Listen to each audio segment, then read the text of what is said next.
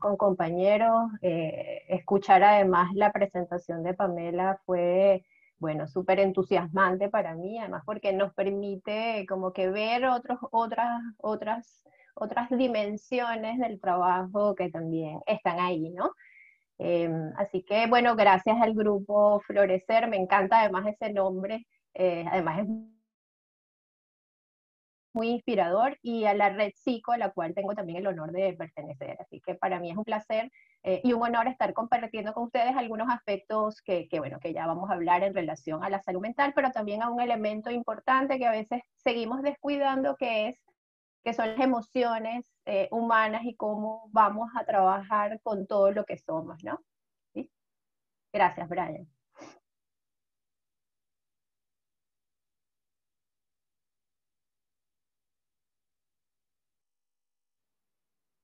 Voy a compartir la pantalla, permítanme un segundo.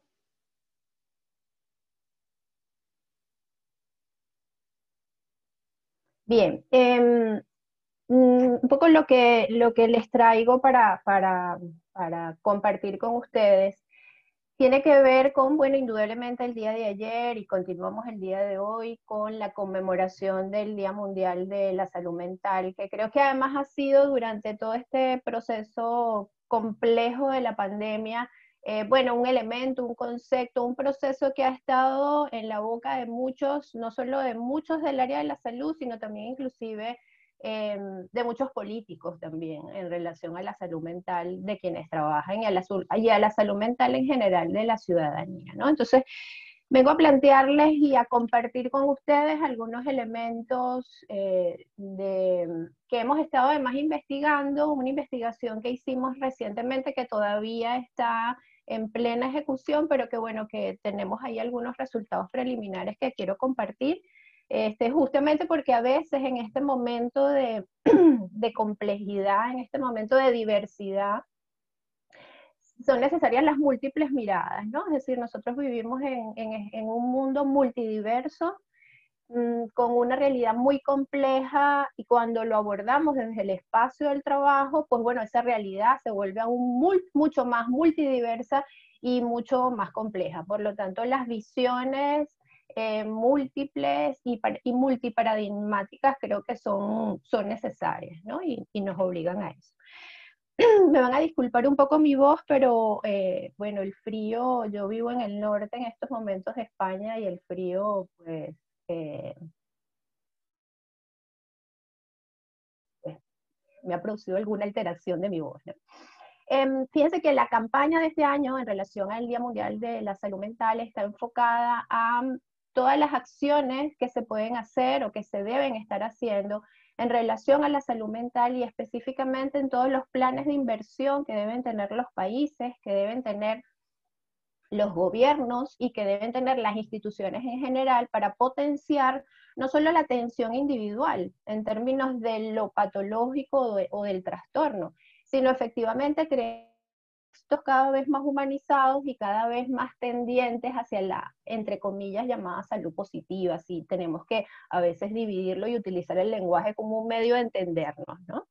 Porque cuando generalmente hablamos de salud mental, en ocasiones lo relacionamos únicamente o principalmente, diría yo, con los trastornos o con los problemas del funcionamiento mental, ¿no? Y resulta que esa es una parte, sí es una parte importante, es una parte real que está sucediendo y que es probablemente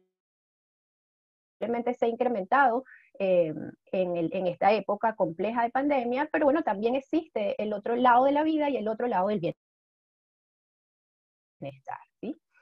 Y de ahí un poco también la idea de este seminario iberoamericano, donde además creo que hay que resaltar que todos estamos en búsqueda del bienestar, y indudablemente del bienestar en todos los, en todas, en todos los roles que como humanos, no solo trabajadores, sino en general como familia, como ciudadanos inclusive, que pertenecemos a diferentes países, pero creo que también pertenecemos al mundo ya, si esta globalización a veces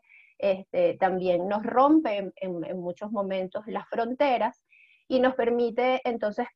repensar y pensarnos en términos un poco más globales, ¿no? Yo les traje para que revisáramos algunas cifras de salud mental que bueno, que son del año pasado, pero que tienen que ver un poco con eso que yo les decía, esa visión de los problemas de salud mental en relación a la depresión como una de las principales causas de enfermedad que produce discapacidad y problemas de funcionamiento, no solamente en los adultos, sino también en los adolescentes, cosa que, donde hay que también poner el foco, ¿no? También estas cifras de cerca de 1.000 millones de personas tienen un trastorno mental y indudablemente sabemos que si es cierto que hay algún elemento de vulnerabilidad individual, pues bueno, cualquiera de nosotros puede verse afectado por alguna alteración del funcionamiento, ¿sí? Y casi 800.000 personas se suicidan al año y aparentemente, según las últimas ayer estaba escuchando a un representante de la Organización Mundial de la Salud diciendo que, bueno, que aparentemente en este tiempo de pandemia, pues bueno, las cifras de algunos países que han reportado ha habido un incremento del suicidio, obviamente relacionado con la depresión o los trastornos depresivos o el síndrome mixto, ansiedad-depresión, ¿sí? Eh, Me perdonan este error aquí, puede ser un error no del todo consciente, pero bueno, suicidio y suicidad tiene que ver con algo no deseado, ¿no? En relación a la salud mental y el trabajo, que en términos no solo de cifras, sino de consecuencias, todos sabemos que todo lo que hacemos desde el punto de vista laboral debería ser o es o podría tener un impacto beneficioso para la salud. Sin embargo, también sabemos que los entornos o los contextos laborales son determinantes o son factores que influyen y que determinan el impacto y el efecto de estos ambientes y indudablemente de la percepción y la construcción de esa vivencia, de ese contexto laboral, pues bueno, va a tener también o puede tener un impacto negativo, generando problemas físicos y generando inicialmente sufrimiento psíquico, como lo denominan los psicoanalistas iniciales, y posteriormente pudiendo producir trastornos si las condiciones del contexto laboral y las condiciones de vulnerabilidad individual pues no son atendidas, ¿no? La depresión y la ansiedad que está relacionada con el trabajo específicamente trae un impacto en la economía mundial porque hay bajas laborales o hay descansos y reposos laborales producto de esta consecuencia para la salud.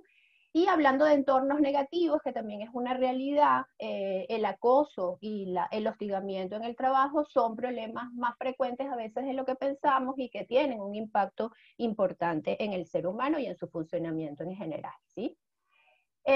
Algunas cifras relacionadas específicamente con la exposición de riesgos psicosociales en el trabajo y que van a tener un impacto también, indudablemente, en la salud mental. Estas son cifras de la Unión Europea del año pasado, cifras pre-pandemia. Realmente estas cifras en unos meses y en un tiempo atrás, pues estarán cambiando, ¿sí? Pero más de la cuarta parte de los trabajadores de la Unión Europea refieren que experimentan estrés laboral. ¿Y cuáles son los riesgos que están asociados a esa experiencia de estrés laboral? La inseguridad, es decir, contratos a corto plazo o ausencia de contratos inclusive, o bueno, porque la inseguridad laboral y la subcontratación o la precariedad laboral, que es como se denomina, bueno, parte de lo que significa no sentirse seguro en un puesto de trabajo, ¿sí? Cuando digo seguro, seguro en términos de ingresos, seguro en términos de planificación a mediano o largo plazo, ¿no? El tiempo de trabajo prolongado o irregular, es decir, que yo no tenga, digamos, una desconexión, y bueno, ya hay algunas legislaciones que están apuntando a, y ya las hay inclusive en términos de, bueno, de si este margen que a veces se vuelve invisible entre el tiempo que yo dedico al trabajo, el tiempo de la familia, el balance trabajo-familia, entonces cómo manejar eso desde el punto de vista, no solo de manera individual, sino también organizacional, ¿no? Y por supuesto hay que legislar para poder ponernos todos de acuerdo, por lo menos por ahora, ¿no? La excesiva carga de trabajo, también hay una tendencia de no solo la excesiva carga de trabajo en términos de cuánto trabajo, es decir, el número de tareas o el número de actividades que yo tengo que hacer,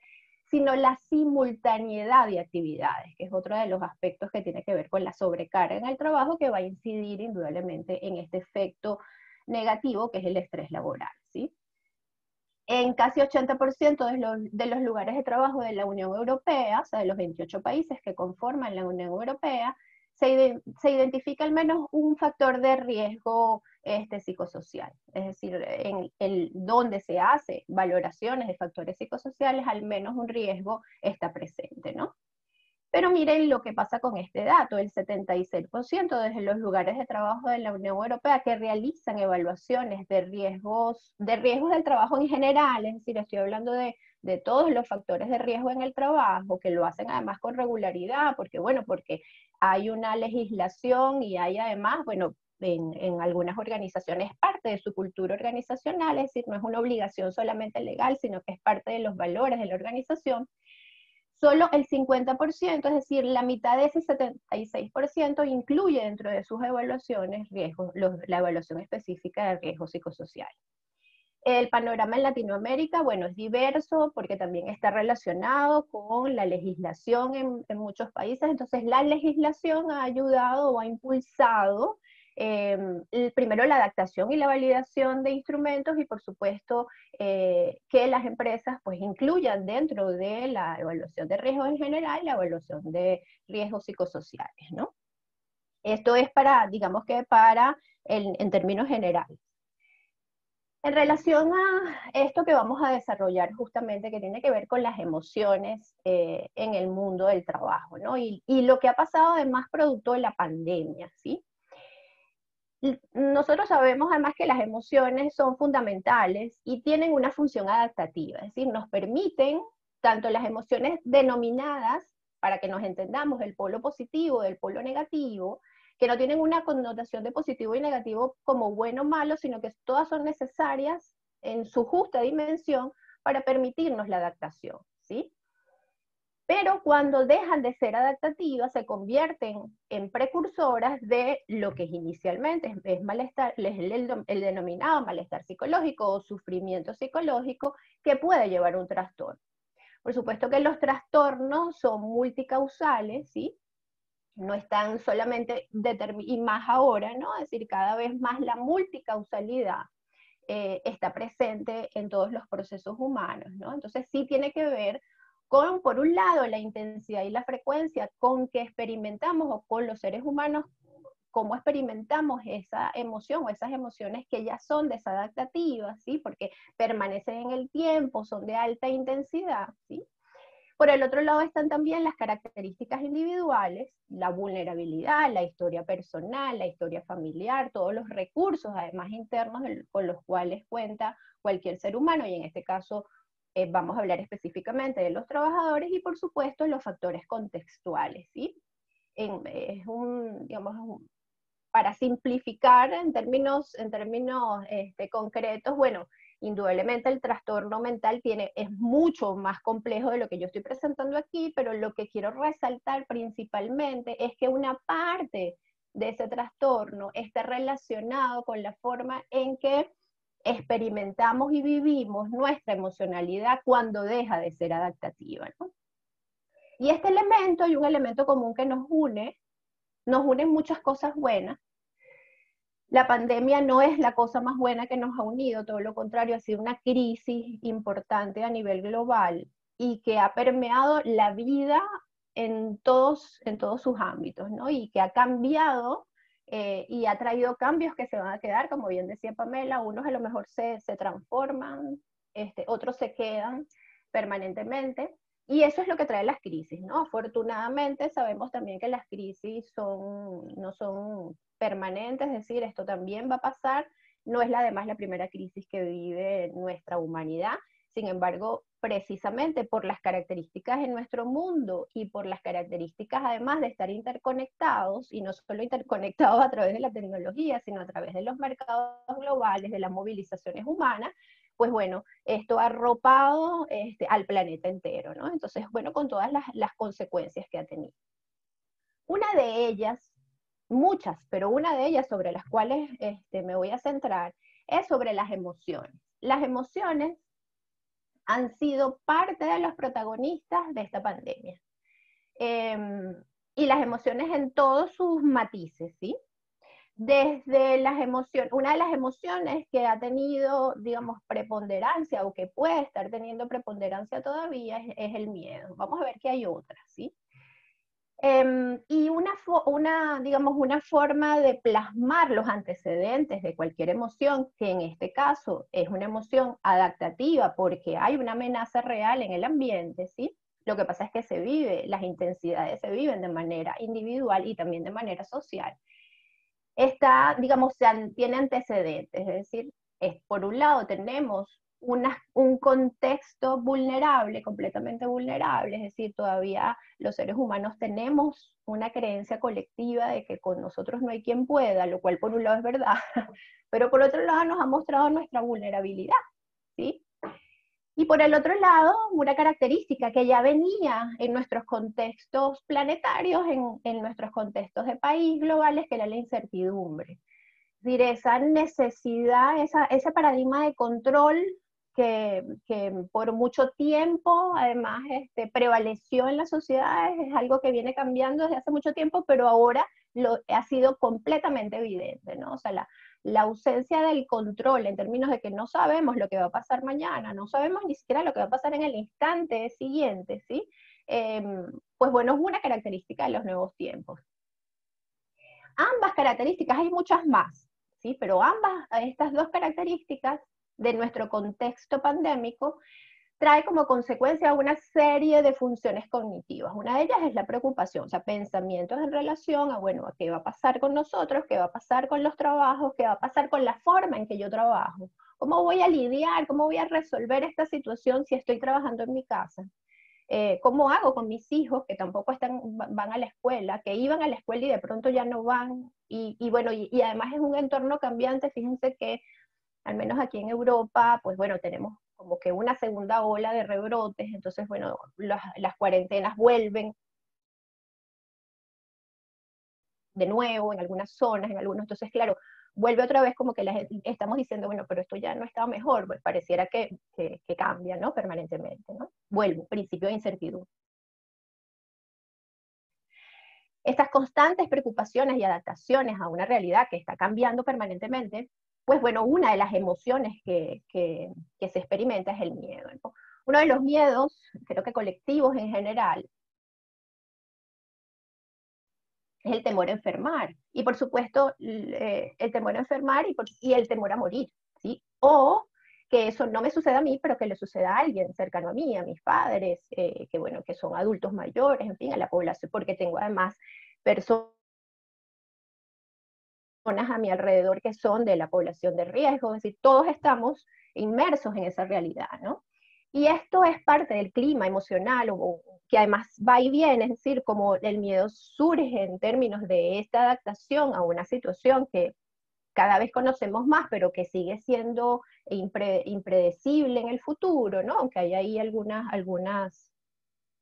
elementos importantes en relación a la vacuna y cómo la vacuna podría cambiar esta situación, aún no llega, ¿no? Al menos no llega a todos nosotros todavía, ¿no? Y por el otro lado también está la incertidumbre que genera esta situación en términos de los roles, es decir, gente que se ha quedado sin trabajo, gente que además en medio de la pandemia ha tenido, la palabra que está además muy en el tapete, o sea, ha tenido que reinventarse, ha tenido que hacer otras actividades, ¿sí? Eso lo ha podido hacer un grupo de personas, pero otros se han quedado viviendo además el duelo de esas pérdidas, y no solo de la pérdida de trabajo, sino de la pérdida de familiares, de la pérdida de amigos, o sea, y no pensemos incluso, o pensemos mejor inclusive en colectivos laborales que han estado trabajando y que han sido el frente, cuando digo el frente es porque han dado la cara, no porque hayan sido el frente de guerra, porque además, bueno, esta visión de que el COVID hay que combatirlo, pues bueno, creo que no es la mejor idea, ¿no? Pero lo cierto es que hay colectivos laborables, como el sector salud, como ahora el sector de la educación, es decir, donde algunos han tenido que generar nuevos espacios y nuevas estrategias de trabajo que no se tenían, por ejemplo, los maestros y los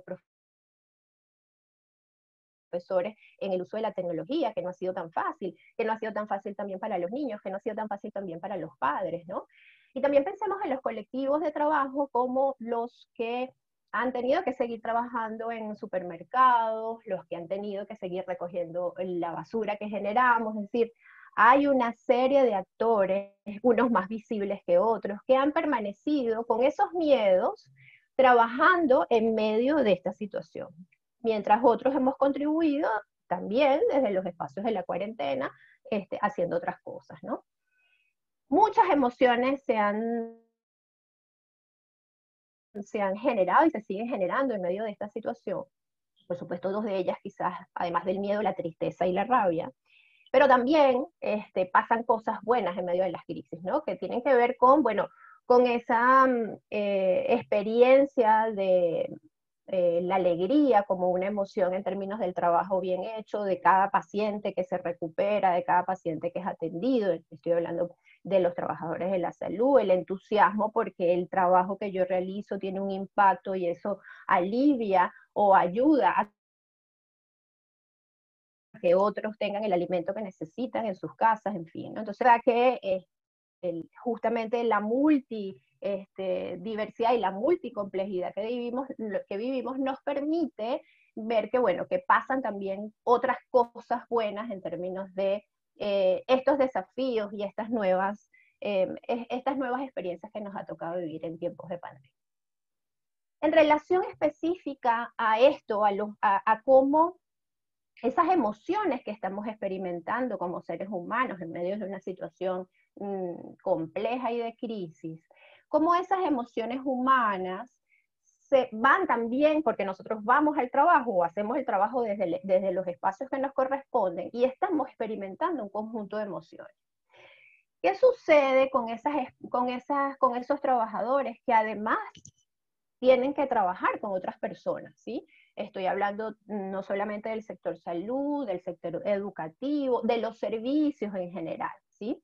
Pero también estoy hablando de aquellos trabajadores que puede que trabajen en áreas de tecnología, pero que tienen que ir a sus espacios de trabajo o que tienen que interactuar con sus compañeros de trabajo con esas experiencias emocionales, ¿sí? Especialmente en el sector de los servicios en general, que son además también una complejidad cuando hablamos de servicios, tienen digamos, una línea común que es que hay que atender o parte del trabajo, del puesto de trabajo o de las exigencias de trabajo es atender a otros, ¿sí? A otras personas, llámese pacientes, clientes, usuarios, estudiantes también, ¿sí? Significa que ya el hecho de conectarme con el otro, porque el otro es mi cliente o mi usuario o mi paciente, ya implica que mi experiencia emocional está en contacto con la experiencia emocional del otro. Y hay una serie de exigencias emocionales en el sentido de las normas de la organización en función de, bueno, de cuál tiene que ser mi comportamiento, porque, bueno, indudablemente en la interacción humana hay una serie de normas, una serie de reglas de respeto, de empatía, de colaboración, ¿sí? Pero ¿qué pasa cuando además de esas exigencias emocionales propias de la tarea, hay una carga emocional que viene por un contexto crítico que estamos viviendo? Es decir, si yo voy a mi trabajo, por ejemplo, médicos y enfermeras, que van al trabajo no solo a hacer su actividad, sino que además van con miedo del contagio, con miedo inclusive de ver qué es lo que se va a conseguir con la cantidad de personas que tienen que atender o de pacientes que tienen que atender, ya eso constituye una experiencia emocional. Pero ¿qué pasa con esa experiencia individual que tiene que conectarse con las emociones de los otros, la impaciencia, la preocupación, el dolor, la tristeza, ¿sí? ¿Y qué pasa cuando yo tengo que expresar una emocionalidad que no estoy sintiendo, que tengo que estar tranquilo, que tengo que transmitir confianza, cuando en realidad yo también siento miedo? Eso es lo que se ha denominado y lo que muchos de ustedes conocen, indudablemente, como disonancia emocional, porque estamos hablando del plano emocional. Cuando esa disonancia emocional se tiene que mantener en una jornada de trabajo, y no solo hoy, sino el resto de los días de mi jornada de trabajo, es lo que se ha denominado el trabajo emocional. El trabajo emocional justamente es ese esfuerzo emocional de esconder algunas de mis emociones, de mostrar emociones que probablemente yo en ese momento no estoy experimentando, y por supuesto eso va a generar o puede generar una serie de consecuencias. De hecho, una de las variables o de los factores psicosociales laborales de riesgo eh, que antecede al síndrome de estar quemado por el trabajo, uno, porque el síndrome de quemado por el trabajo tiene otras variables u otros factores de riesgo, pero uno de ellos es justamente el denominado trabajo emocional o altas exigencias emocionales, ¿no? Entonces, esa exigencia emocional, ese trabajo emocional, ese antecedente de esa disonancia que además yo tengo que vivir en toda mi jornada de trabajo, se ve en este momento incrementada justamente por toda la situación contextual de la pandemia, ¿no? Algunos efectos que también genera la experiencia del trabajo emocional, no solo es el síndrome de estar quemado por el trabajo, sino también puede generar un trastorno mixto de ansiedad y depresión y también un trastorno de depresión específicamente. En función a esto que veníamos nosotros como que pensando, y además, bueno, es una línea de investigación que hemos venido desarrollando mucho antes de la pandemia, nos planteamos hacer una investigación hace 2 meses más o menos, es decir, todavía no la hemos cerrado, por lo tanto, algunos de estos resultados que voy a compartir con ustedes son apenas unos resultados muy, muy preliminares, entonces nuestro equipo de trabajo tenía una idea y fíjense cómo, o sea, cuáles resultados y probablemente a lo mejor en las preguntas pues podemos discutirlo porque todavía no lo tenemos del todo claro, ¿no? ¿Cuál fue el objetivo? ¿Cuál es el objetivo de esta investigación que estamos haciendo? Determinar las relaciones que existen entre la experiencia emocional, la resiliencia como un constructo fundamental en estos momentos y la salud autopercibida, ¿no? En trabajadores en general en este momento de pandemia. Entonces, en estas tres variables de estudio, bueno, utilizamos estos instrumentos de evaluación, el cuestionario PANAS de afecto positivo y negativo, que ha sido eh, bueno, utilizado además y validado en muchos países, la escala de resiliencia para adultos y el cuestionario de salud de Goldberg, que también ha sido utilizado como un reporte de autopercepción de salud. Ahora, en estos momentos, cuando hicimos el corte para estos resultados preliminares, teníamos 443 trabajadores que han participado. Como es un cuestión, es sí, el documento está online, o sea, el conjunto de cuestionarios está online, y bueno, podía acceder cualquiera que estuviera trabajando, pues tuvimos además la posibilidad de que, bueno, de que participaran y que sigan participando otros países. Indudablemente Venezuela es el que tiene mayor porcentaje de participación porque la investigación se hizo desde, o se está haciendo desde la Escuela de Psicología, ¿no? En general, bueno, más mujeres que hombres, ahí lo ven. Y bueno, el promedio de edad es también una interesante porque es la edad productiva, es decir, y además de jóvenes, de jóvenes. ¿Cuáles son algunos de los resultados que además están llamando nuestra atención? Porque o sea, siempre que uno se plantea una investigación, pues bueno, se plantea ideas, ¿no? Y una de las hipótesis era que, bueno, que indudablemente íbamos a conseguir que los afectos del polo negativo, pues estaban exacerbados, iban a presentarse, ¿no? Como parte de esta realidad. Lo que conseguimos fue, y bueno, y esto tiene que ver con el segundo resultado, que en el cuestionario el cuestionario PANAS evalúa un conjunto de emociones del polo positivo y del polo negativo, es lo que los autores llaman afecto positivo y afecto negativo. Como son resultados preliminares, aún no terminamos de hacer los porcentajes, pero quería mostrarles un poco qué pasa, ¿no? ¿Qué pasa con esta realidad? El afecto positivo pareciera ser, tanto en frecuencia como intensidad, es decir, cómo se viven las emociones, el que más, ustedes ven las medias, es decir, hay una tendencia en este grupo de trabajadores a tener mayores experiencias en términos positivos que negativos, ¿sí? ¿Y cuáles son algunas de esas experiencias o de esas emociones? Bueno, el optimismo, el entusiasmo y el sentirse activo. y cuáles son los afectos del lado negativo, la melancolía, el miedo y la decepción. Luego también, y fíjense que esto está probablemente muy relacionado y es ahí a donde apunta nuestra, digamos, a lo mejor nuestros resultados y posibles conclusiones,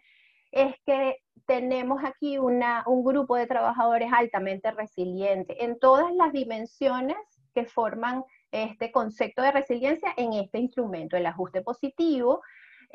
la perseverancia y la esperanza, el utilizar los valores y las creencias y la moral como un elemento fundamental para resolver las situaciones de alta demanda y desafiantes, como lo es la resiliencia, y por supuesto el contar con el apoyo social, ¿no? Cuando hicimos estas calculamos un poco algunas de las correlaciones preliminares, por supuesto es lo que esperamos, es decir,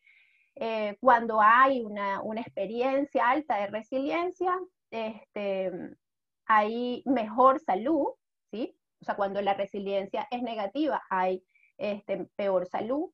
Cuando los afectos positivos tienen, porque también encontramos, es una lámina que, bueno, problemas de la tecnología, porque la tenía aquí, pero bueno, fíjense que paralelamente encontramos que la salud en general, es decir, la salud autopercibida, sí que está alterada. Es decir, hay una percepción de que los componentes de la salud en general o de la salud de las dimensiones que mide Goldberg, había una lámina, pero bueno, en esta presentación desapareció, no importa, se los digo. Sí que hay una consecuencia negativa en términos de salud, por eso estos resultados de correlación, es decir, los afectos positivos se correlacionan de manera negativa, es decir, a mayor afecto positivo, menor síntomas de salud, ¿sí? En relación al afecto negativo, es decir, si yo tengo experiencias negativas, pues entonces voy a tener peor salud, ¿sí? Que es un poco algunas de las correlaciones que hemos visto. Lo que sí es cierto, o lo que pareciera, no todo es cierto, no. Lo que pareciera apuntar a esta investigación, que apenas son resultados muy, muy preliminares, es que efectivamente la resiliencia está funcionando como un factor protector, ¿sí? Es decir, un elemento fundamental de cómo nosotros los seres humanos, ante situaciones de desafío, respondemos con nuestros recursos y además respondemos de manera adecuada, de manera exitosa, dirían algunos autores, ¿no? Y cómo hemos respondido, algunas de las acciones tienen que ver con desde el espacio del autocuidado, de la responsabilidad individual, de lo que significan todos los sistemas de protección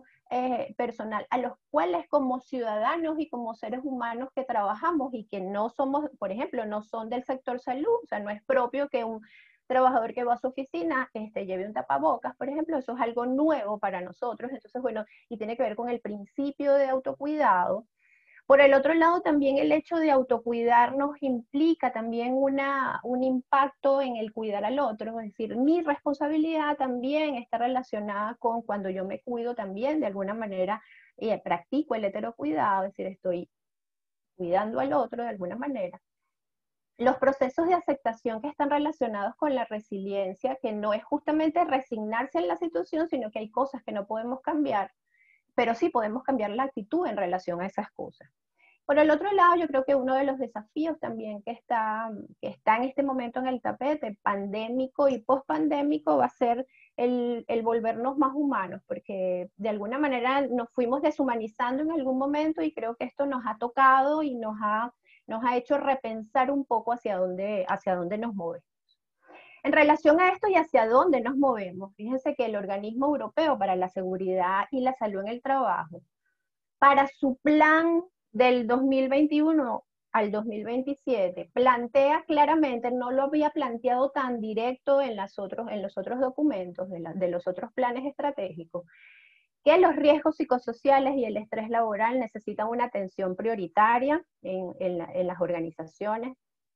seguido de los trastornos musculoesqueléticos. Fíjense que pasan un segundo lugar en términos históricos, los trastornos musculoesqueléticos siguen siendo un problema indudable de salud en el trabajo, pero bueno, la jerarquía en este momento se está invirtiendo. No porque no sean importantes, sino porque indudablemente los riesgos psicosociales y las condiciones en las cuales se va a trabajar tienen numerosas complejidades en este momento y más con la pandemia.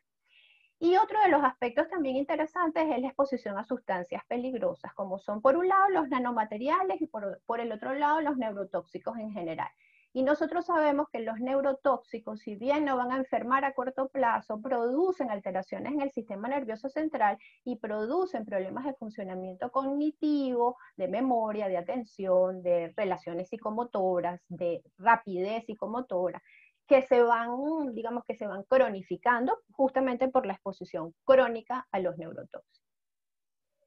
En función de esta, digamos, de este planteamiento, de esta situación, de este contexto en el que nos ha tocado vivir y que nos sigue tocando vivir y que irá cambiando rápidamente a lo largo del tiempo, lo decía Pamela, inclusive hay organizaciones y las organizaciones están cambiando, algunas de ellas mucho más rápido que otras, por supuesto. Y uno de los aspectos que está cambiando desde el punto de vista paradigmático es que ya la oposición entre lo técnico y lo humano, es decir, los mundos laborales como mundos solamente racionales, donde la gente va a trabajar por sus ideas y solo por lo que hace, está cambiando, sí se está transformando, porque vamos a trabajar realmente con todo lo que somos, es decir, con lo humano que somos. Entonces somos más que cerebro pensante o cuerpo que hace actividades, ¿no? Y por supuesto también hay digamos,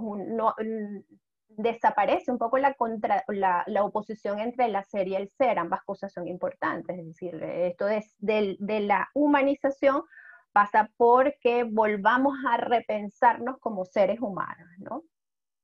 No solo como personas que tenemos múltiples roles, sino como justos seres integrales. Porque además estamos cambiando como humanos en lo individual, pero también estamos cambiando como sociedad. Es decir, creo que lo conversaba también Pamela en términos de que nos estamos transformando, hay más preocupación por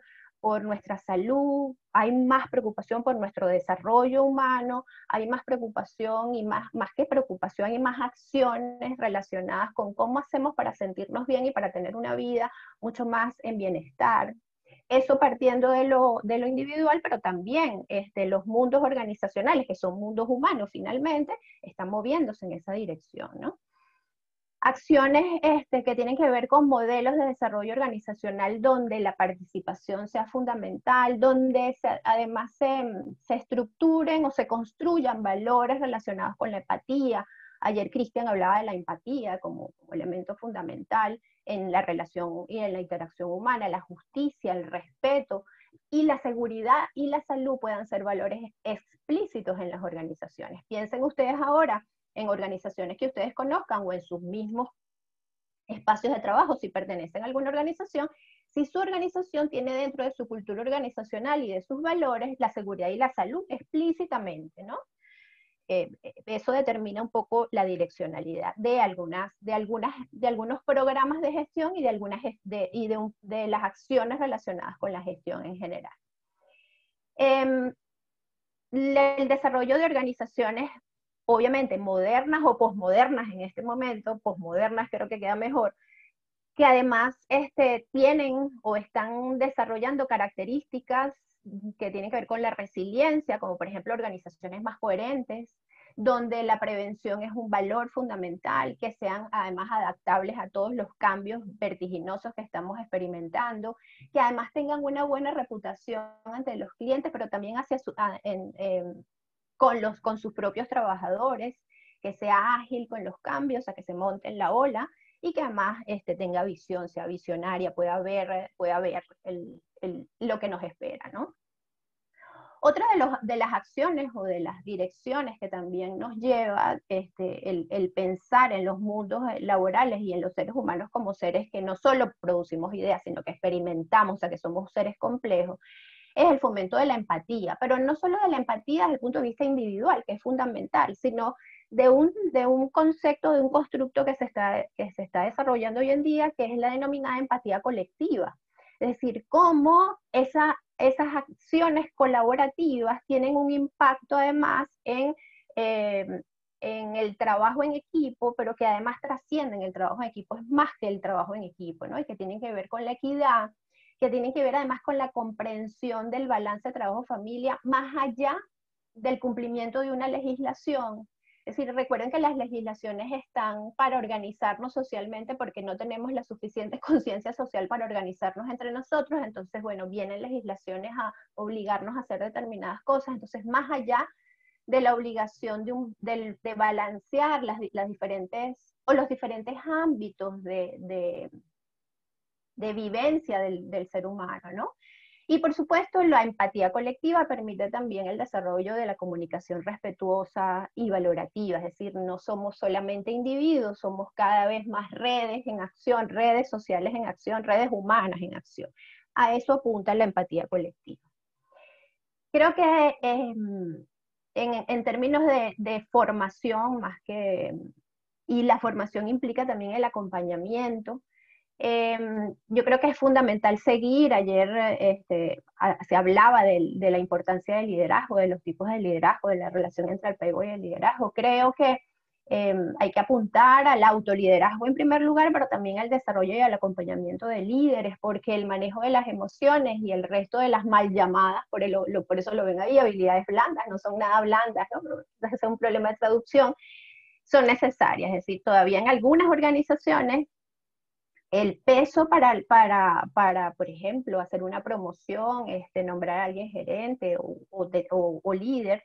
está más relacionado, vuelvo y repito, en algunas organizaciones a las características técnicas, a las competencias técnicas, y a veces se está dejando a un lado las otras competencias que son necesarias, porque bueno, un líder va a trabajar con otras personas, y casi se dice que casi el 70% del trabajo del líder significa el estar trabajando con y para y por y con personas, ¿no? La formación en gestión emocional, porque es algo que, si bien es cierto ahorita, creo que con las nuevas generaciones, la forma, los estilos de crianza que están cambiando, apuntan, las escuelas además, o las formas de educación no tradicionales que están apuntando al desarrollo y a la identificación emocional, a la gestión de las emociones. Creo que eso debería transversalizar absolutamente todo lo que hacemos, es decir, porque venimos formándonos en mundos mucho más racionales, donde la esfera emocional parece que bueno, queda a un lado, queda olvidada, es completamente invisible, y bueno, y hay que, parte de estos desafíos, sobre todo con las nuevas generaciones, pero también con nosotros como adultos, es el aprendizaje emocional. Afortunadamente lo podemos aprender, ¿sí? Y luego sí que hay algunas estrategias importantes en este momento que tienen que ver ya más con el apoyo a determinados grupos de trabajadores, a colectivos laborales, a nuestros trabajadores en general, que es el uso de algunas de las técnicas de mindfulness o de atención plena que se han, digamos, adaptado al ambiente de trabajo, y es lo que se denomina las microprácticas de atención plena, las llamadas pausas, las que nosotros le pusimos ese nombre probablemente, que se llaman pausas activas emocionales. Las pausas activas que conocemos tienen que ver con movilizar articulaciones y movilizar el cuerpo para evitar o prevenir lesiones musculoesqueléticas y para, por supuesto, evitar la fatiga cognitiva, pero las pausas activas emocionales tienen que ver con el poder identificar nuestras emociones y poder entonces autorregularlas o autogestionarlas, ¿no? Y la atención plena o el mindfulness es una técnica que permite, pues bueno, justamente el poder estar en el momento presente y el poder ir minimizando el impacto de esas emociones que en ocasiones indudablemente son adaptativas, pero que interfieren con la actividad, con la relación con los otros, ¿no? También el proceso el desarrollo del conocimiento de la resiliencia como un proceso, ¿no? Como un proceso además que se puede aprender, que pasa muchas veces por el autocuidado, es decir, lo que significa el fomentar el autocuidado en los individuos que finalmente son los que van a ir a trabajar en la forma en que yo estructuro mi pensamiento en relación a esa realidad, porque el pensamiento está relacionado, como ustedes saben, directamente con la experiencia emocional. Y por supuesto, sí vamos a tener a trabajadores que van a necesitar atención, es decir,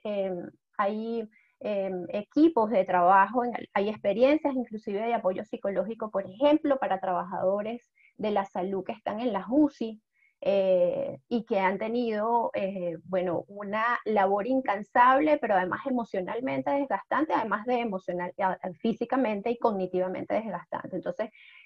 hay experiencias en términos de, bueno, de lo que significa la atención en crisis, ¿no? Y por supuesto también hay experiencias, algunas organizaciones ya lo tenían, otras los han implementado a raíz de la pandemia, que tiene que ver con el programa de atención al empleado, es una forma de atención justamente para prevenir que ese malestar o que ese trastorno que está padeciendo el trabajador, bueno, interfiera y además interfiera con su vida y genere muchas más consecuencias desde el punto de vista de su salud y de su bienestar. Lo cierto es que, bueno, corazón y cerebro, es decir, esta identificación de la gestión de las emociones en la vida diaria y en el trabajo se han convertido y se está convirtiendo en un desafío para nosotros como seres humanos, es decir, rescatar, colocar en el tapete que también somos seres emocionales, permitirnos además esa experiencia emocional dentro y fuera del trabajo, es un poco también visibilizar eso invisible, es decir, el mundo emocional es un mundo que nadie ve, pero que todos experimentamos y que todos sentimos, ¿no? Yo creo que ese es un elemento que tenemos que tomar en cuenta en los procesos y en las acciones de gestión y de prevención. Algunos desafíos que Pamela ya los mencionó por ahí, pero bueno, los voy a nombrar porque creo que aquí, si bien es cierto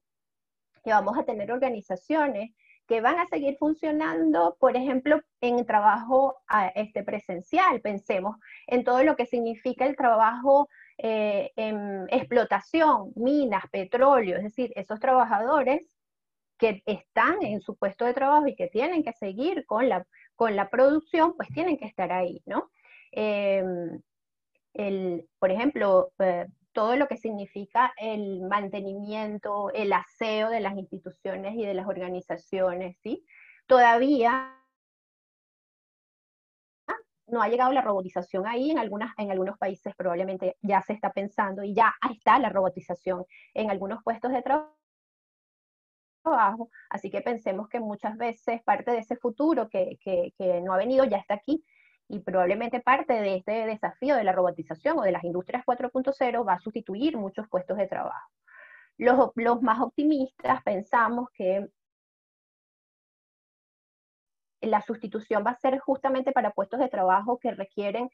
movimientos muy repetitivos, posturas forzadas, alta carga de trabajo que va a ser sustituida por robots, pero los pesimistas dicen que indudablemente la robotización va a desplazar una cantidad de empleos, los que ya sí en plena pandemia se han desplazado, ¿sí? ¿Cómo se van a establecer estas relaciones mediadas por la tecnología? Eh, ¿Cómo además voy a regular? Es decir, está claro cómo voy a regular ese trabajo dentro de la casa, ese llamado, hay algunos países que ya tenían legislación, eh, hay otros que han tenido que adecuarlas y hay otros que han tenido que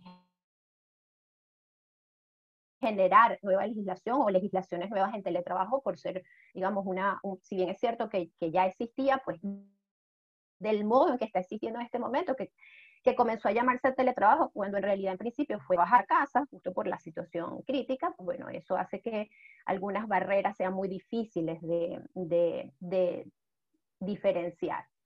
También tenemos que pensar como un desafío el uso del tiempo libre, es decir, cada vez los límites son menos claros.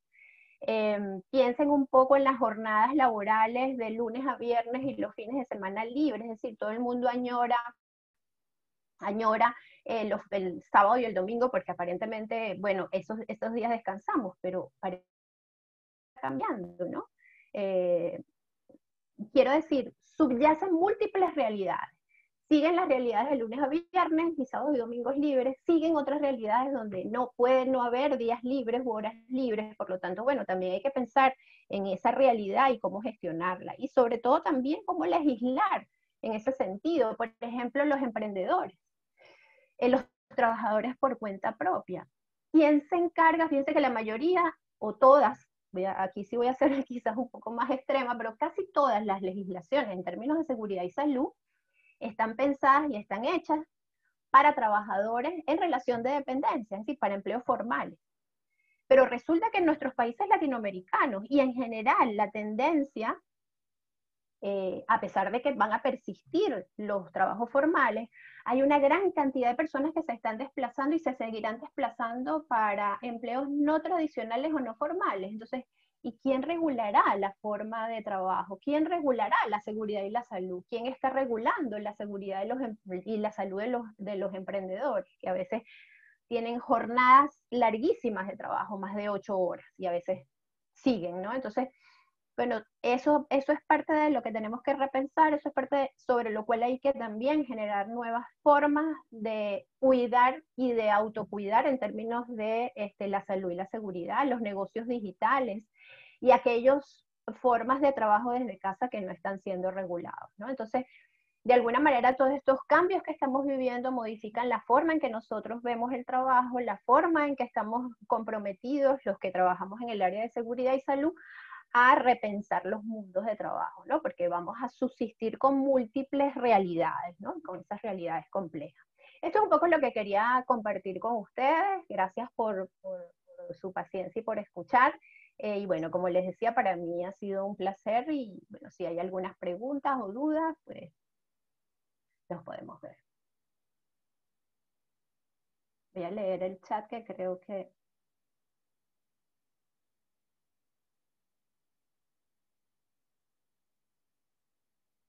Raymond dice, hay que ver cómo muchas organizaciones han automatizado la selección de personal respecto a la toma de pruebas. Sí, yo creo que digamos, este avance de la tecnología, bueno, ha sido también o ha permeado inclusive los procesos de selección que se están haciendo online, que se están haciendo no presenciales, es decir, digamos, es que creo que estamos viviendo como diferentes realidades y por supuesto diferentes complejidades en esta realidad, ¿no? Por lo tanto, por eso es que necesitamos múltiples visiones, ¿no? De realidades tan complejas como las que estamos viviendo. Gracias.